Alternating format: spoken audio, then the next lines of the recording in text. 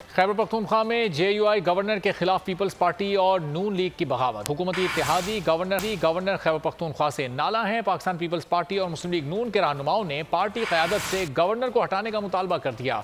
नून league के सूबाई रहनुमा इख्तियार वली का कहना है कि सूबे पर गवर्नर राज नाफिज है, गुलाम अली को हटाएं और हमारे हाथ खोल दें, और इत्तेहादी हमारे कारकुनों पर भी राज कर रहे हैं। ये इख्तिदार के मजे लूट रहे हैं और कारकुन मुंह देख रहे हैं। दूसरी जानिब पीपल्स पार्टी की साबिक MPA निगहत औरकज़ई ने भी बिलावल भुट्टो और आसिफ अली जरदारी के नाम पैगाम जारी करते हुए गवर्नर गुलाम अली को हटाने का मुतालबा किया।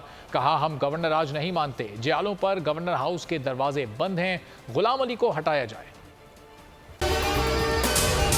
अगर आपको ये वीडियो पसंद आई है तो हमारे चैनल को सब्सक्राइब करें और बेल आइकॉन पर क्लिक करें। बजट 2023-24 की सबसे बड़ी ट्रांसमिशन, बोल एक मर्तबा फिर सबसे आगे। वजीर खजाना की बजट तकरीर की सबसे बड़ी कवरेज, 62% अवाम ने देखा बोल की स्क्रीन पर। Welcome back to the budget transmission.